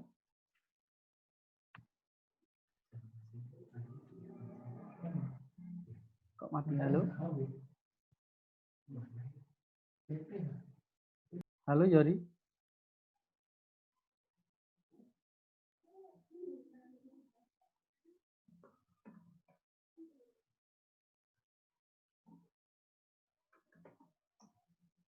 Halo, Yori. Tampaknya hilang. Mic-nya mati kayaknya. Oke, kita bacakan lagi yang ini aja. Tadi angkat tangan tapi mic-nya mati. Kita bacakan yang pertanyaan kedua saja, yaitu dari Sulaiman ya. Bagaimana persiapan awal dalam membangun atau merintis startup bagi pemula? Dan jenis startup seperti apa yang kedepannya bisa booming? Oke, jadi persiapan awal itu yang paling penting ya. Paling penting ketika kita punya angan-angan sajalah dulu. Saya mau punya startup nih. Sebenarnya persiapan awal adalah mental ya. Kalau saya bisa boleh di sini, persiapan awal itu memang mental sama ide. Baru ini saya kasih contoh yang memang di luar IT ya, kayak Jack Ma. Jack Ma itu punya keyakinan yang kuat, itu bisa kalian baca di bukunya juga. Kita harus rajin-rajin membaca buku ya. Meskipun kita praktisi, kita juga harus banyaklah baca-baca literatur segala macam. Jadi persiapan awal itu kita harus siapkan mental yang pertama. Yang kedua adalah kita harus bikin ide, baru kita tuangkan, bisa bentuknya graph, bisa bentuknya PowerPoint. Baru yang ketiga adalah kita cari partner. Itu dulu. 3 komponen ini yang harus dimiliki, yang harus disiapkan ketika kalian ingin membangun sebuah startup. Karena itu agak berat. Beratnya kenapa? Apalagi kalau kita tidak punya pendanaan sama sekali. Tapi kalau yang teknikal, yang punya kapasitas, contoh misalkan RPL, itu lebih cenderung gampang ya. Karena apa? Kita bisa tukar. Kita bisa ngerjakan project A gitu kan, baru nanti ketika ada pendanaan masuk, termin masuk, segala macam, ada uang proyek, itu kita bisa subsidi silang. Kita lakukan subsidi silang untuk mengembangkan startup itu tadi. Tapi kalau untuk yang non-teknikal, ini yang harus effortnya sangat luar biasa di sisi pivot dan cara komunikasi. Kita harus bisa meyakinkan, kita harus cari yang namanya angel investor. Angel investor itu orang yang memang nggak terkait sama corporate, nggak terkait sama instansi apapun, tapi dia berkenan untuk memberikan pendanaan ke kita. Nah, kemudian di sini pertanyaannya, jenis startup seperti apa ya yang ke depan bisa booming, Kak? Nah, inilah sebetulnya yang diharapkan dengan adanya webinar ini. Mungkin salah satunya Ibu Dewi, Bapak Vidi, atau IT Telkom mengadakan webinar ini adalah menciptakan ide-ide brilian untuk ke depan. Kalian kalau biasanya mau kepo ya, kalau mau kepo startup yang lagi booming sekarang, itu coba buka situs-situsnya Working Space. Working Space itu biasanya kan ada partner gitu kan, di tempatnya ada partner. Nah itu partnernya itu rata-rata dihuni sama orang-orang startup, bukan corporate. Working Space itu. Makanya kalian akan tahu, ada yang namanya juga kemarin saya cek itu kandang.in. Kandang ya, kandang itu peternakan itu loh, kandang.in. Saya penasaran, saya cek, oh ternyata sistemnya adalah investasi bagi hasil, cuma pendanaan itu nanti arahnya dikembangkan untuk sektor peternakan. Tuh, itu satu. Jadi kalau mau tanya startup apa ya yang kedua bisa booming, Kak? Karena saya ini penganut Red Ocean ya. Kita ngomong bahasa santai aja lah ya, penganut Red Ocean. Saya nggak terlalu memikirkan apa ya yang sekiranya belum ada dan demand-nya tinggi. Baru kalau yang penganut Blue Ocean bisa nih jawab seperti ini. Yang jelas ya, yang jelas di kedepannya ini yang paling akan sukses itu artificial intelligence, kecerdasan buatan AI. Ada kata AI, ada bot segala macam. Itu yang nantinya akan dibutuhkan. Karena IoT ini kan arahnya nanti setelah generasi 4.0, arahnya ke 5.0. Itu semuanya akan main ke kecerdasan buatan, artificial intelligence. Jadi serba otomatis tanpa adanya peran penginderaan di situ. Jadi ada data tren yang kita uji, baru nanti pertimbangannya berdasarkan data yang sudah kita training tadi itu. Itu. Jadi kecerdasan buatan, AI, neural network seperti itu yang akan booming ke depan. Mungkin untuk detail keilmuannya bisa tanya ke Ibu Dewi ya, atau mungkin Bapak Vidi seperti itu nanti. Kalau kalian masih mahasiswa bisa tanya ke Ibu Dewi nanti. Itu sih dari saya, Pak. Ya, itu ya Mas Sulaiman, atau mungkin ada yang mau ditanyakan lagi Mas Sulaiman? Tidak apa-apa, kita ada interaksi. Iya, silakan kalau Mas Sulaiman belum puas mungkin ada pertanyaan tambahan, silakan di chatting. Sulaiman. Oh ya, untuk tadi yang... juga sempat dibahas yang akan booming adalah AI ya. Kebetulan di RPL juga ada mata kuliah AI ya. Jadi memang kita kemarin itu merupakan mata kuliah baru juga karena kita melihat pasar memang ke depan AI akan sangat diperlukan. Jadi kita buka mata kuliah itu RPL. Padahal sebenarnya bukan bedanya RPL ya AI, tapi di Telkom ini kita tambahkan di situ. Karena memang ke depannya akan sangat berguna. Jadi mungkin untuk rekan-rekan yang masih SMA, SMK, kalau nanti mau belajar AI, bisa ke prodi kita. Ada AI di sana. Mungkin untuk pertanyaan selanjutnya ya, dari ini, Rapiur Bae. Saya ingin bertanya mengenai investor. Bagaimana perhitungan persentase pembagian saham terhadap investor yang lebih dari satu investor? Dan berapa persen sahamnya yang aman untuk dimiliki oleh owner? Ini untuk pendanaan. Oke, ini pertanyaan cukup cukup menarik. Jadi saya harap Rapiur Bae ini sudah ada startup belum ya kira-kira? Sudah punya startup belum?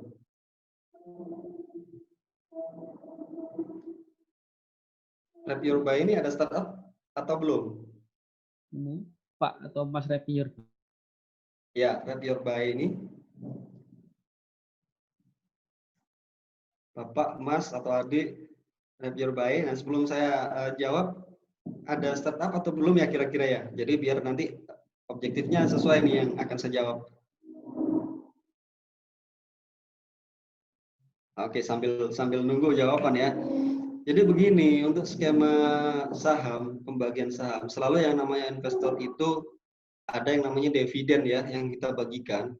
Dividen itu bagi hasil, baru investor itu ada dua tipikal. Yang pertama adalah investor konvensional, yang kedua adalah investor yang sudah melek terkait produk digital. Kenapa saya katakan seperti itu? Karena itu sudah saya alami ya. Ketika saya berhadapan sama investor konvensional, mereka akan jawab seperti ini. Saya mengeluarkan uang sejumlah A. Saya dapat berapa kira-kira? Itu yang terjadi di depan. Beda halnya ketika kita ketemu dengan investor yang memang dia melek terkait produk digital. Banyak di Instagram ya. Kenapa sih kok kita harus bisnis digital? Mungkin beliau belum baca ke arah sana. Nah, bagi yang sudah baca, itu kita enak menjelaskan. Bisa mudah lah. Jadi yang kita sampaikan adalah, ini produk saya. Beliau sebagai investor tidak akan menanyakan, oke, kamu tak kasih sekian, saya akan dapat berapa. Itu tidak akan muncul pertanyaan seperti itu. Karena yang ditanyakan adalah, berapa user kalian? User akuisisinya berapa? Baru revenue kalian selama kurun waktu 1 tahun terakhir berapa? Itu yang akan ditanyakan. Itu juga yang akan menjadikan kalian terpojok. Apalagi startup pemula ya. Iya, ini user saya masih cuma ada 15, Pak. Ada mungkin 30. Ya kan? Itu yang akan ditanyakan. Baru kalau ditanyakan revenue-nya berapa? Revenue-nya belum ada 1 juta misalkan. Karena revenue itu adalah pendapatan yang kita dapatkan selama setahun. Dan cara exit ini yang rata-rata investor bahkan konvensional ataupun yang di digital itu kurang paham ya. Cara exit di dunia digital atau startup itu ada beberapa kategori. Yang pertama itu ketika saham itu nanti dibeli orang, ini yang pertama. Baru yang kedua adalah ketika saham tadi itu diakuisisi oleh perusahaan besar. Yang ketiga adalah ketika saham tadi itu sudah go public, IPO tadi itu. Yang pertama apa maksudnya? Yang pertama adalah ketika saham kita dibeli sama orang. Contoh misalkan, kita ada kebutuhan dana sekitar, anggaplah 100 juta begitu ya. Kita butuh dana sekitar 100 juta, baru dengan adanya acquisition cost, kita bisa menjual ke mereka 100 juta, itu nanti Bapak akan mendapatkan porsi sebesar 20% kepemilikan terhadap startup kami. Di mana pada saat saya menawarkan ke Bapak, revenue perusahaan saya itu sekitar 60 juta. Misal ya, pinjamnya investornya 100 juta, tapi sudah revenue-nya di bawah itu boleh, sah-sah saja. Nah, baru ketika nanti revenue di tahun kedua, karena user akuisisinya tadi itu sangat rendah, sehingga penggunanya akan semakin banyak, dan ternyata di tahun kedua, revenue-nya jadi sekitar 600 juta misalkan. Di tahun pertama 60, di tahun kedua 600 juta, berarti kenaikannya 10 kali lipat. Sedangkan beliau itu pada saat masuk memberikan 100 juta, itu 20%. Nah, itu nantinya akan kita bagi berdasarkan revenue terupdate. 20% dari 600 juta berapa? 120 juta. Itulah saham yang dimiliki oleh si investor tadi itu. Jadi awalnya dia invest 100 juta ya kan, karena revenue-nya naik 10 kali lipat, 600 juta, maka ketika beliau mau ambil itu uangnya sudah ada sekitar 120 juta, tapi tidak semudah itu mereka mengambil. Sini uangnya saya ambil nih yang 120, mau saya gunakan, saya ada keperluan. Tidak bisa seperti itu. Karena cara exitnya itu juga harus diatur di situ, itu harus kalian muat di agreement. Bagaimana cara exitnya? Tadi itu yang pertama adalah ketika ada orang lain yang beli. Kalian cari penggantinya. Atau misalkan mau beli 10% dari sahamnya beliau yang 20%. Berarti bisa beli 60 juta. Baru dia masih punya lagi 60 juta di situ di perusahaan kalian. Seperti itu. Yang kedua adalah akuisisi. Akuisisi ya misalkan kayak mau diakuisisi sama Gojek. Itu rata-rata timnya itu masih sama. Tapi untuk manajemen segala macam pivot itu nanti diatur under perusahaan yang lebih tinggi. Yang IPO baru itu saham go public ya. Mungkin nanti praktisi atau profesional di bidang manajemen yang paham betul mengenai legal itu nanti bisa konsultasi sama beliau nanti. IPO itu seperti apa, IPO, pembagian saham segala macam. Itu sih. Jadi kalau koridornya kita membahas startup, agreement harus kita kuatkan mengenai cara exit si investornya itu tadi. Itu paling penting itu. Terima kasih. Itu dari saya. Baik, dari Andang ini sudah 11.07, mungkin dari kurang 3 menit lagi ya. Untuk jadwalnya itu adalah sekarang pembagian door prize untuk pertanyaan terbaik. Tadi dari segi pertanyaan, apakah sudah terjawab ya? Ada yang mungkin belum ya, belum terjawab semua. Dari pertanyaan tadi sampai pada pertanyaan dari Mas Fadli Ari ya? Atau Rapi Urbai. siapa Pak Fidi? Rapi Urbai tadi. Ya. Oh, Rapi Urbai. Oke, mungkin dari Mas Fadli Ari, Mas Leonard Julian, Mas Andika, Mas Titus, ya. Ini Pak Titus ya, ini Pak Titus ini dosen juga, dosen RPL. Halo dari Rapi Urbai. Keliru. Oke, gimana ya? Banyak pertanyaan, tapi waktunya sekarang 11.27. Mungkin karena waktunya terbatas ya, mungkin satu lagi aja, mungkin pertanyaan satu lagi, mungkin dipilih aja, Mas Yonan dipilih aja dari yang sudah ada ini, mana yang mau dijawab. Silakan. Sepertinya Pak Titus ya, ini menarik juga pertanyaannya. Ya, apa ya yang lain? Oke, sekilas mungkin boleh saya jawab yang Mas Andika juga sedikit aja. Oke. Silakan. Nggak apa-apa. Iya, jadi untuk alur pasar atau mungkin startup dengan IDD yang terkesan nyeleneh bisa hidup dan berkembang. Itu tadi, kalau kamu pilih yang nyeleneh, berarti kamu harus bisa memviralkan. Bagaimana caranya? Ada dana yang harus kita keluarkan. Baru kalau kita mengikuti alur pasar, produk yang kita create itu harus benar-benar fit sama pasar, biar ada match antara produk sama pasar itu tadi. Jadi ini opsional ya, jadi bebas. Yang penting adalah startup itu melambangkan apa ya, ide kreatif, inovatif, seperti itu. Jadi kita tidak takut terkait pasar itu tadi. Cuma kita harus tetap melakukan pivot. Nyeleneh nggak apa-apa, tapi asal itu ada demand-nya. Nanti ada kamu predik bahwa di tahun tertentu akan muncul ini, tren-tren seperti ini, seperti itu. Dan kalau bisa kamu jangan cari tren yang sebentar, tapi yang sekiranya jangka panjang dan kebutuhannya itu berkelanjutan seperti itu. Baru untuk Pak Titus ini pertanyaannya sangat menarik. Ini juga untuk masukan bagi mahasiswa beliau ya, Bapak Titus. Memang iya, startup itu kalau kita mau apatis. Saya punya ide, saya nggak mau bergabung dengan komunitas. Karena kalau dengan komunitas, nanti saya ditanya insight-nya segala macam. Idemu apa? Apa sih produkmu itu? Kita ceritakan, produk saya ini A sampai Z. Baru dia cara kerjanya begini. Ada kekhawatiran bahwa wah ini produk saya ditiru. Soalnya komunitas A ini sama-sama developer juga misalkan. Itu yang salah. Karena rahasia dari perusahaan startup itu ada di pivotnya.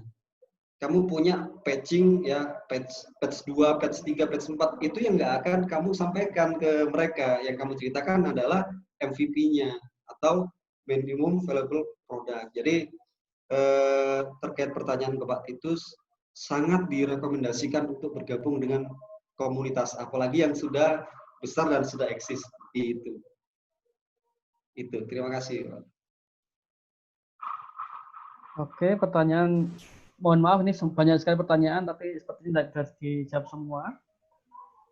Mungkin kita masuk ke pembagian door prize saja, Mbak. Silakan, Pak Firman, untuk milih 3 penanya yang terbaik ya, yang bisa kita kasih door prize. Oke, boleh ya. Berarti cuma 3, enggak semua ini ya, Pak? Iya, keterbatasan. Soal 3. Jadi saya tadi itu agak tertarik ketika saya tanya, ada yang menjawab di di revolusi titik 3. Tepat sekali jawabannya adalah komputer, Pak. Jadi saya tertarik dengan beliau. Sangat tepat jawabannya komputasi ya, komputer arahnya. Kan ada yang bilang otomasi atau robot gitu kan. Ya. Jadi paling tepat memang jawabannya adalah komputer. Itu yang pertama. Baru yang untuk pertanyaan ini tadi sih, pembagian saham ini juga menarik menurut saya. Karena meskipun mahasiswa RPL ini penguasaan teknikalnya bagus, tapi dari sisi manajemen juga harus mulai belajar sekarang. Yang siapa ya atas nama ini tadi, Rap Your Buy ini. Itu Pak, Rap Your Buy. Berarti yang pertama tadi Samuel Sena ya, tadi menjawab tentang komputer itu. Oh iya. Kemudian Bapak Samuel tadi itu, baru yang kedua yang Rap Your Buy. Yang ketiga, boleh saya pilih Bapak Titus atau harus mahasiswa ya? Oh, tidak boleh itu. Kalau bisa boleh ya. Mahasiswa ya. Nggak usah pengecualian. Baru yang selanjutnya adalah Andika Muhammad Ikhlas ini. Oh, Andika. Oke. Jadi pertanyaan mengenai pivot alur pasar. Oke, terima kasih. Mungkin nanti bisa saya hubungi ya yang bersangkutan untuk mendapatkan door prize-nya. Selanjutnya silakan, Dewi. Baik, terima kasih Bapak Firman, Tamu Dewantara, sangat bermanfaat sekali, sangat berbobot sekali materinya ya, karena dari kita ini kita nggak tahu mulanya apa itu startup, terus gimana caranya untuk bisa dari tadi juga disebutkan punya pivot ya. dari startup itu kita kalau mama ada di titik terendah itu kita harus siap-siap dari segi manajemennya juga, dari segi semuanya lah intinya. Kalau kita punya startup kita harus punya persiapan keadaan terburuknya ya, itu intinya seperti itu. Nah itu sangat bermanfaat sekali dari ilmunya itu. Tadi sudah dikasih tips-triknya gimana caranya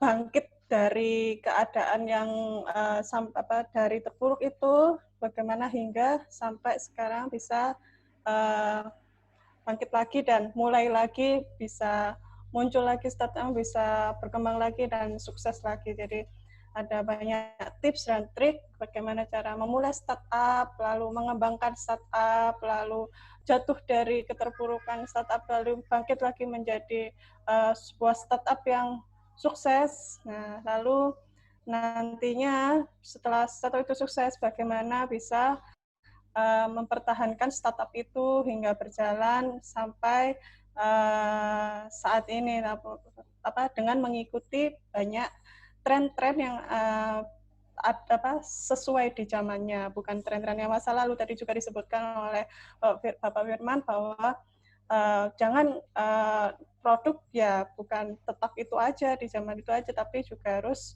Nah tadi contohnya dulu nasi pecel mungkin ya itu, terus ada apalagi tadi banyak sekali tapi saya sampai lupa. Nah itu intinya harus mengikuti tren-tren yang ada. Gitu. Terima kasih, materinya sangat berbobot sekali. Sama-sama, terima kasih. Sesuai suka. Oke. Tadi dari Randall, yakni menginjak acara penutup, yaitu close statement, di mana close statement di sini adalah pemateri memberikan motivasi untuk peserta. Mungkin bisa diberikan waktu dan tempatnya untuk Bapak Firman untuk bisa memberikan wejangan atau tips dan trik motivasi untuk kami masyarakat umum atau kami praktisi profesional, kami adalah mahasiswa-mahasiswi untuk bisa satu membangun startup, lalu yang kedua memunculkan ide-ide. Nah, mungkin waktu dan tempatnya bisa dipersilakan. Baik, yang paling penting itu kalau kita ngomong ilmu ya. Jadi tidak melihat batasan usia, meskipun sekolah, kuliah, atau mungkin bahkan kami atau Bapak Ibu sekalian, kita harus tetap semangat ya. Kita harus paham cara belajar. Kalau belum tahu, berarti kita harus belajar caranya belajar. Itu, jangan sampai kita stuck di situ, baru kemudian ketika kita mengalami keterpurukan. Itu yang momen-momen paling susah sebetulnya. Tapi ada salah satu peribahasa nih, barang siapa yang berjalan meskipun terseok-seok ya, kondisi misalkan startupnya lagi terpuruk, barang siapa yang berjalan meskipun terseok-seok, dia akan menjadi pemenang. Jadi insya Allah seperti itu. Jadi kalau misalkan kondisi lagi terpuruk segala macam, ayo kita survive, kita ubah pivot. Pivot ini tidak sesuai, kita ubah lagi pivot. Sehingga pivot itu bisa mendapatkan revenue. Perusahaan bisa kembali stabil atau bahkan bisa semakin viral dan sukses. Seperti itu. Ya, jangan takut terseok-seok, kita harus survive. Terima kasih atas kesempatannya. Iya, betul. Iya, makasih. Terima kasih untuk acara akhir, yakni sudah 11.38 ya, harusnya 11.30. Oke. Tadi saya ingatkan lagi sebentar untuk nomor HP-nya yang akan diberikan door prize akan di-share-kan. Ya, untuk tadi pemenangnya ya, pemenang door prize-nya ada 3 orang. Yang pertama Saudara Samuel Sena, tampaknya sudah nggak terkoneksi kayaknya, saya cari nggak ada. Mungkin nanti bisa menghubungi saya. Kemudian Saudara Piurbay, ini belum membalas. Kemudian ada Saudara Andika. Ini kalau Andika ini mahasiswa saya. Nanti bisa saya kontak. Untuk yang belum mengisi daftar hadir, silakan ya. Nanti dari data hadir itu akan kita bagikan e-sertifikatnya, ya. Termasuk materinya. Gitu. Oke, saya kira cukup, Bu Dewi. Silakan. Ya, baik. Terima kasih. Terima kasih atas pemateri narasumber. Terima kasih telah hadir. Terima kasih telah menyempatkan waktunya.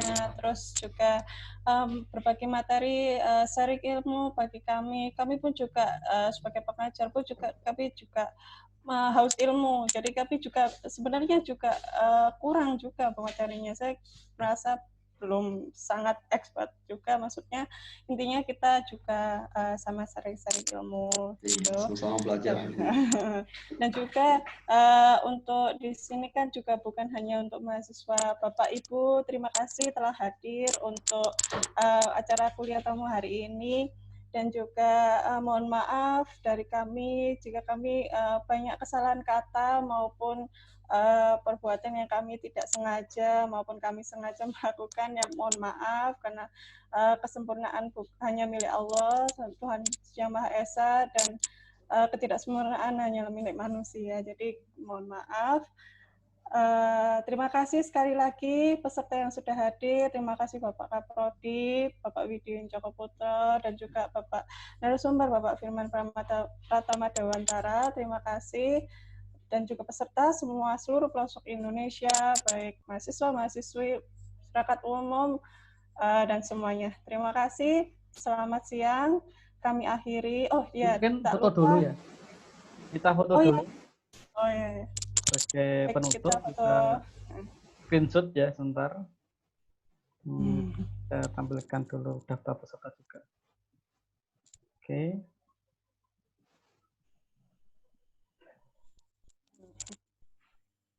Oke, kita foto ya. 1, 2, 3. Oke, terima kasih. Terima kasih Pak Firman atas kepercayaan. Sama-sama, Pak. Iya, sama-sama. Oh iya, mungkin dari Bapak Kapolri kan menyampaikan pesan. Saya kira cukup. Siswanya. Cukup karena waktunya sudah lewat. Ya, baik, terima kasih. Selamat siang. Mohon maaf dari kami jika kami punya banyak kekurangan, baik sengaja maupun tidak sengaja. Salam sejahtera semuanya. Assalamualaikum warahmatullahi wabarakatuh. Selamat siang. Waalaikumsalam warahmatullahi wabarakatuh. Oke.